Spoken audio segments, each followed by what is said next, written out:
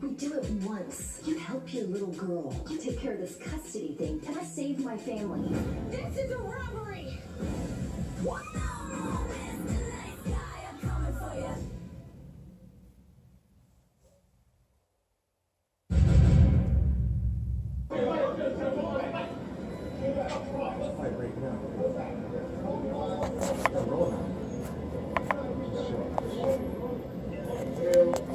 Attention, shuttle passengers. We are in the process of building a world-class airport for Los Angeles. Because of construction, we will allow extra time. What's up, nigga? What's up, this shit? Nigga, what y'all niggas doing? Who doing? Yeah, y'all niggas suck. Fuck niggas all wrong, nigga. Fuck this nigga I'm talking about. And that bitch ass nigga, yeah. Oh, yeah. All I'm trying to do right here.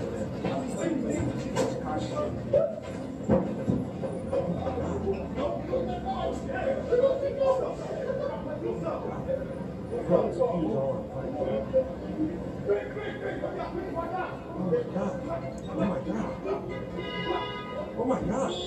This is too crazy. I know. Oh my God. I've never seen anything like this, dude. We love it! We love it! Whole lot of gang shit. We love it! Whole lot of gang shit. What's up? Bitch, hey, you ain't no bitch.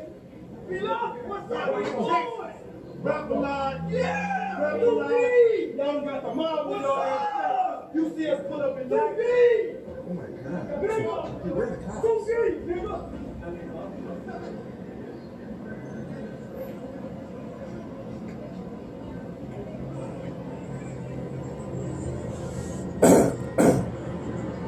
Yeah.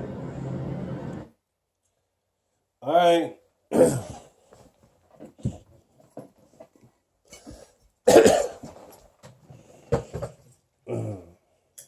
We back. Show you a little taste of what they all trying to talk about. Trying to make the propaganda keep going every day, and my job is to keep, tearing them down because, it all goes back to 1990. 1990. I'm gonna say 1991, cause I was on my way of being kicked out of the military, cause I just couldn't hack that. Just the people just messing with my head, I mean, I was getting through it myself. I was just in my own fear, because we all have fear. That's why it says thou shalt not don't feel no evil, you know what I'm saying? But thou art with me. So I always went to, you always go back to that and keep going. And pretty soon, as you keep going and keep going, and you find a way not to get yourself into any trouble or try to hurt yourself, or whether it's committing suicide. And there's all kind of ways to commit suicide. You ain't got to commit suicide with just, doing something drastic like shooting yourself in the head, or drinking, something, or taking a certain type of poison. You can do it, but put yourself in a situation where you know that you are wrong. That you know that you're wrong, but you could be right. So it's like a split. But what I feel like wherever I say, I'm seeing everybody know I'm right. Even the wrong. Even the wrong know I'm right. So that's why I try. That's why I try to. Well, only way you can do that. Only way people can do that.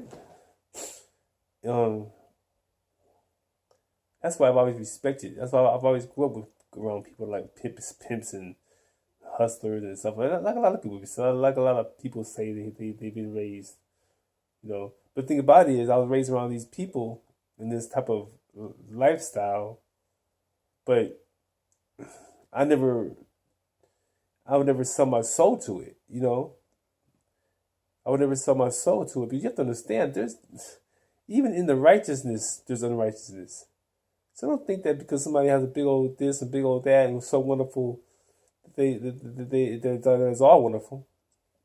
That could be all propaganda right there. That could be a decoy for something. And that something could be so small that it's so overlooked. It's just that's just that we just deal with it. We got so much of this, but that little small thing can expand and just take over like a disease, like your prostate. That goes back. That's why I talk about the prostate is a small walnut. A walnut gland underneath the male's the man's bladder. Just chilling. I never was taught about that growing up. When the doctors, the physical therapist or wherever he was, to give us our physical for football and for boxing, they didn't explain to me what they were doing when they went up my ass, give me a prostate exam. They didn't explain to me. They probably figured I knew, you know. Or maybe the parents, when I was younger, my parents didn't tell them, or whoever, you know what I'm saying? It's just things were different back then than now. Now you got so many people doing so much stuff, so much disgusting stuff, and getting caught with it. On top of that, I mean, how you do it? I don't understand how you do some disgusting stuff and they get caught. I'm not saying that I've done disgusting stuff and never been caught. You know, I mean, I have to think about it. Because the only thing disgusting I do that because I was taught it was disgusting. But actually, it's a benefit. It's a benefit for me. But society will call it disgusting. But if you educate yourself in anything, you'll find out people's truth are nothing but lies. You know, ain't nothing but lies, propaganda, misleading information, just to keep you away from the heavens. People don't want to see everybody go to heaven. You know, people want to see you go to hell. That's what they want to see you. They don't want to see you go to heaven. Anyways, that's another story.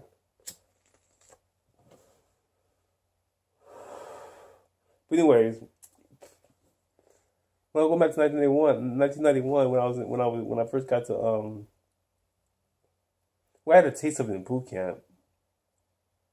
Boot camp was a whole, I don't know, it was weird because during boot camp, all we thought about was not we thought we was gonna die. I ain't gonna lie, I thought this is it. I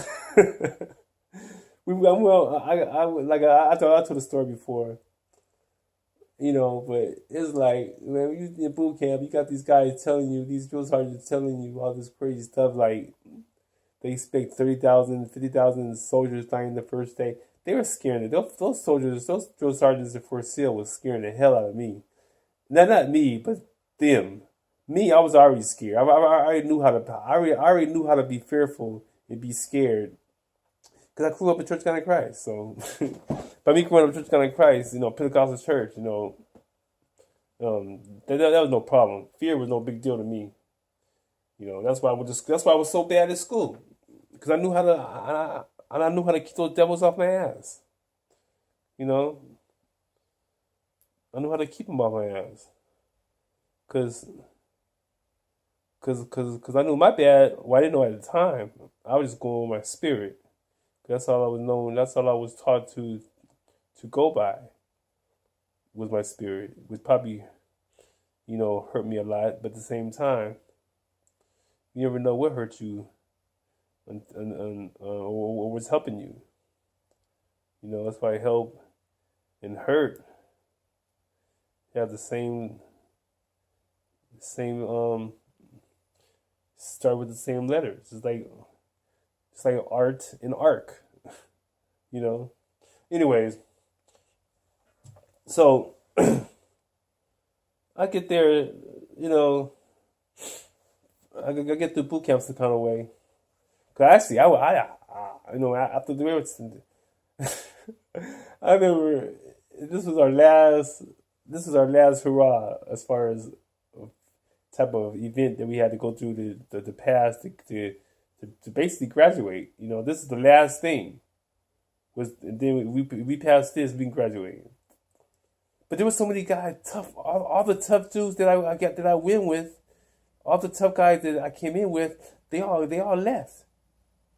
They all act like they were going to commit suicide and bounce. These dudes was big, giant gods. Look like, you know, how you niggas scared? Y'all big as hell and muscles everywhere, and like grown ass men, and we barely 20, 18, 19 years old. They some country bunkers too. But they never heard nobody talking on that, people dying and stuff, and they wasn't expecting that. They were just trying to, because they got a lot of waivers. They had a lot of waivers. Guys going to jail, felonies. They're waiving off all that shit. You had a felony, you had a tattoo. I don't care what, all that stuff was waived out. This guy has 6 toes.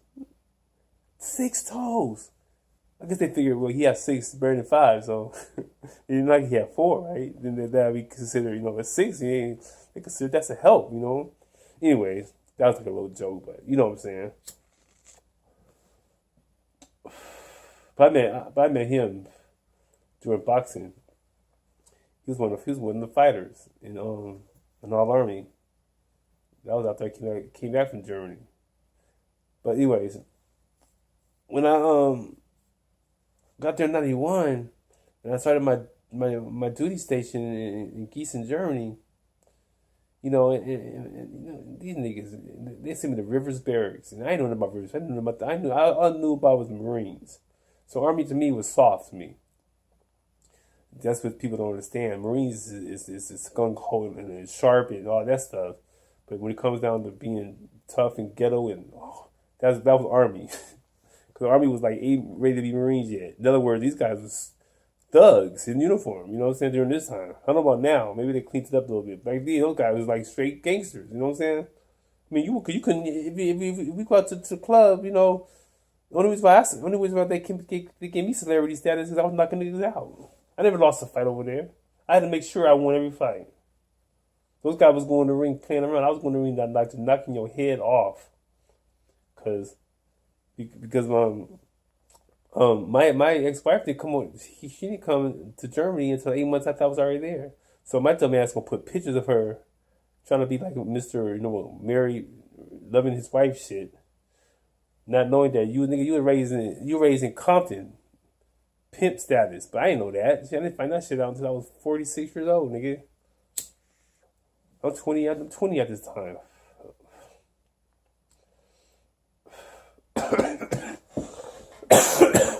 So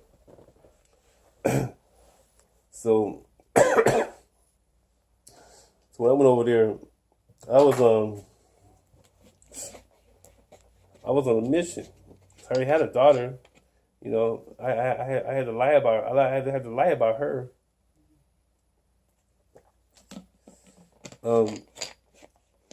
Just to get in the military. So after boot camp, that's when I went ahead and got married. So they can come over to Germany with me because I was supposed to be there for three years, and I was going to not be there for 3 years not seeing my daughter, or being with my daughter. So I just, this whole weekend they got married, so but 8 months they couldn't just come over with me. They had to wait 8 months. So this guy was talking, they saw a picture of my wife, and just talking all this mad, and they were just, you have to understand, I came in during Desert Storm being over. When I was going to Germany, they were coming back on plane. These guys were showing me money, showing me still in their sand boots. They ain't even took showers yet. They came straight from the Iraq war, straight to America. They were rushing. They must have been rushing out of there. They didn't want to take a shower. They wanted to get up out of there. These guys came out with dirty boots. I said, why y'all so dirty? I mean, they ain't get y'all niggas to take showers. At least when you come, they had. I mean, it was a. This is at the. Well, no, I left from the LAX. Oh no, I take that back. I went from LAX. No, I left boot camp. Yeah, I definitely LAX. Then with boot camp. And no, I was going back to California after I got boot camp. I had 2 weeks leave. That's what it was. And when I was going to California and got to the airport, that's when those guys were coming back. When I was going on leave, yeah, because I was by myself. My wife wasn't with me. Well, she wasn't with me even when I left to go to Germany. But that's why I saw them in Oklahoma because they were coming to Fort Sill. That's what it was. They were coming to where I was leaving, which is Fort Sill, the base. They had their Desert Storm uniforms on. It was all dirty, filthy, boots all muddy, and they had I was like, what kind of? They were trying to rush out of there. So, because they wasn't expecting the war to last so quickly. They wasn't expecting the war to last that quick. Because we was on our way. But the Air Force went there and bombed. So the Most High blessed us. Because he knew that we were supposed to be a genocide to kill us. That's why they had to build those private prisons. You know what I'm saying? Get those niggas in prison and find a way to get this reform slavery moving. Because you have to understand, we need slavery. I'm not saying me. When I say we, I don't mean I'm feeling this way. I'm saying that's the way society have became. And people are actually okay with it. Think about it. If you were born a slave, and you were born to do this and do that, and then you were ordered to do this, you're supposed to do this, you know what I'm saying? Your mind was conditioned to do this. And as long as somebody told you and would treated you with respect, and this and that, and they say, okay, you can go. And then you go somewhere, where you going to go? Because this person who's over you, he can tell you, he can put word out on you and nobody hire you. That's just how it is. I mean, the word's out on you. It's like the word was out on me. People knew that was my father. Everyone knew except me. And then I didn't find out until 446 that I was made in Compton. That's even worse. So now here I'm made in Compton, not knowing it, not realizing why these niggas are so hard on me. How can you not be hard against a nigga from Compton living in Santa in the 70s, in the 80s? Come on. Those niggas respected LA, respected Compton, respected Long Beach, just by the music itself. When music came out, NWA music came out, all that stuff, and even before that, when they had JJ Fad, all that stuff. Those niggas loved it, but I didn't think it was a big deal because my mother was from Compton in LA, and I couldn't stand her. I ain't gonna lie, I did not like my mom growing up. I did not start liking my mom. I didn't start really liking my mom. I've always loved my mom. I love everybody. Really, I do. I love her. That's why I talk shit like this. Because I love everybody. I ain't gotta like you to love you. Okay? That's what I'm saying. Liking is more powerful than love. You should love everybody. You don't say nothing about like. Like and love are two different things. My mom did not like at all. Just because my dad, he raised me around an East Coast environment in Orange County, which was right down the street from the damn El Toro base. All I saw was the Marine look, his look, So I took everything that I saw that he raised me and this and that, and he got in my head and he knew how to do it,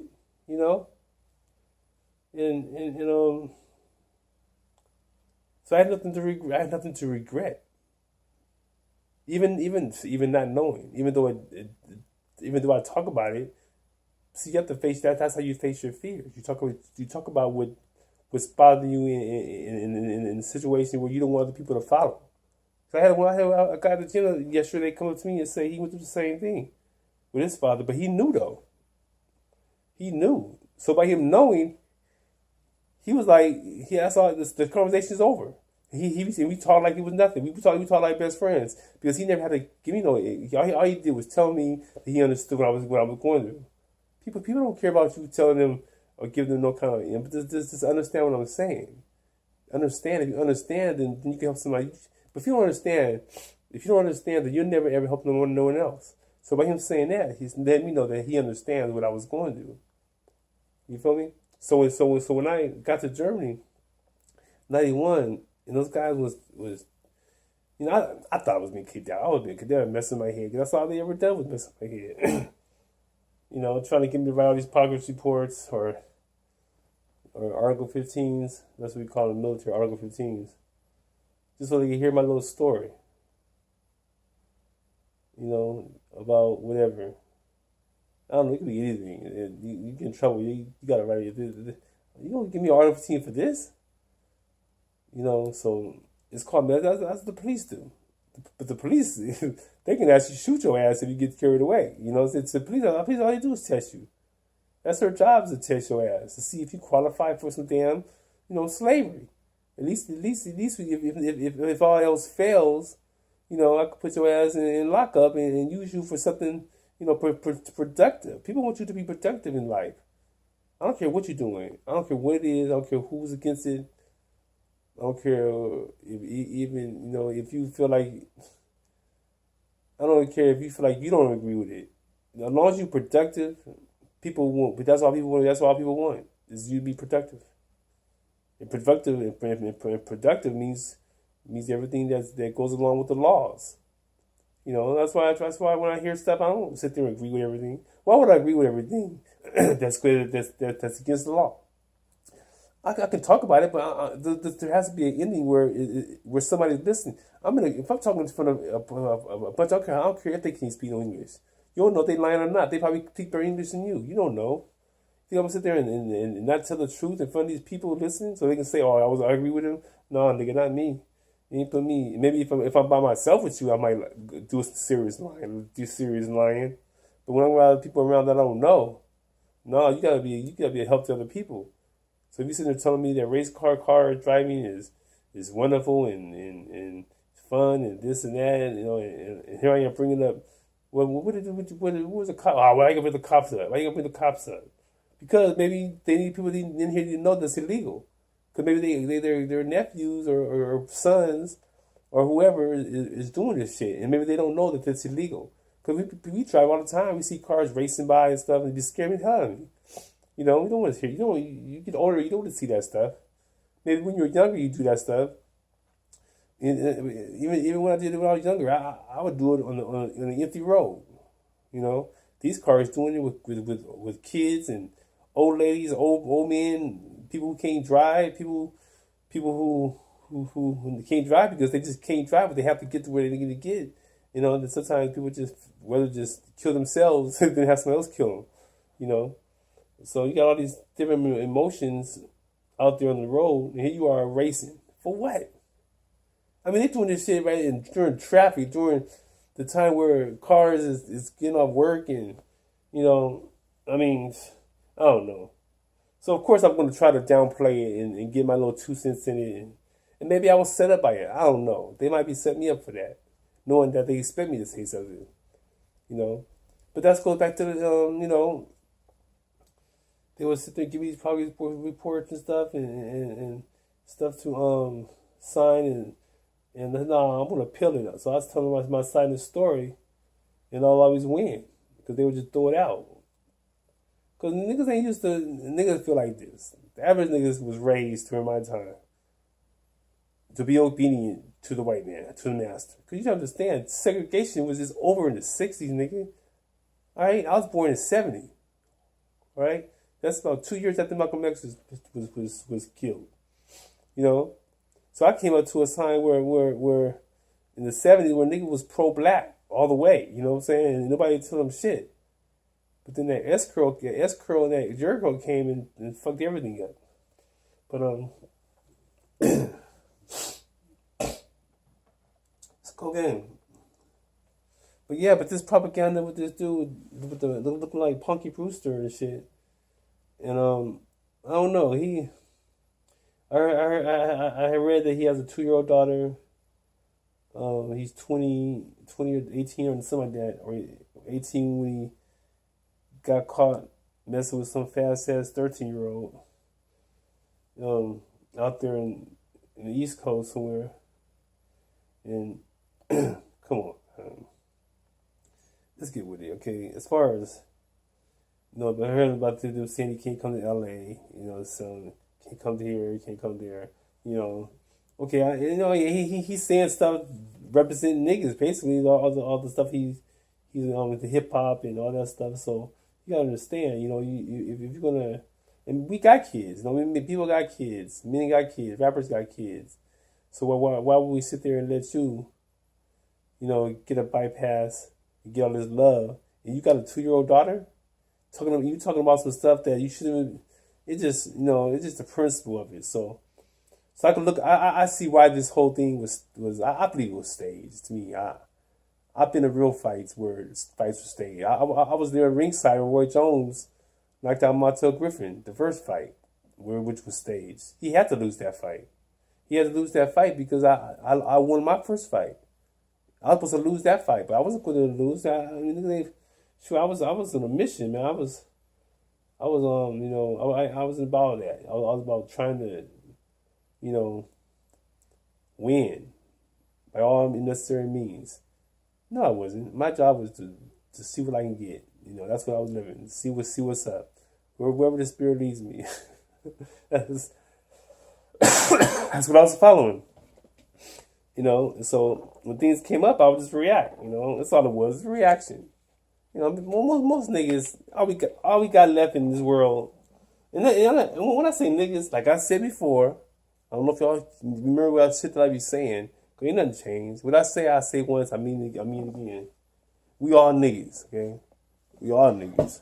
Everybody's a nigga. So you sitting there talking about that white boy that killed those kids was a nigga. You must be out your damn mind. Okay? Because stuff that these damn rappers be rapping about and these rock stars be singing about and stuff, man. Come on. I don't know what the hell y'all think y'all living, what kind of world y'all living in. These kids are capable. It says in the book how kids would be in the last days. So we just taking the Bible and just fulfilling it through the media. Church already making money. Okay? And I'm not going against the church, because we all need money. You know what I'm saying? But that might be the blessing. Because it's possible. Sometimes you gotta make an analogy just to see. After I got the military, I don't know. I gravitated it was easy money. It was easy money. Niggas always want to go what's easy because after sitting there working as a 13 Bravo and getting hit and trying to do this, dealing with that cold. Oh man, dealing with that heat, dealing with those bugs, dealing with those animals. I'm talking about the real animals, the animals that you like. My pet animal, but dog. I'm talking about real those damn those boar hogs and all kind of stuff. Big ass rats, just all kind of stuff. So after dealing with that stuff for 4 years, man, and then I go back another 2 or 3 years, another year and a half, or whatever. Yeah. So it is what it is. I experienced some stuff, and the stuff that I realized is that most people in America is gonna have to be full of shit. They are. They're gonna have to be somewhat full of shit. They got to be raised knowing how to be full of shit. You do. I never had to really go through that because like I said, I was the shit. You feel me? When you are the shit, you really ain't gotta go through shit. And what I mean by you are the shit, okay? When you say you are the shit, ain't got nothing to do with money. There's a lot of money ain't got nothing to do with it. People put too much emphasis on money and stuff. That's why you never see a real rich person talk about he got some money. Why would he sit there and do that? Why? For what?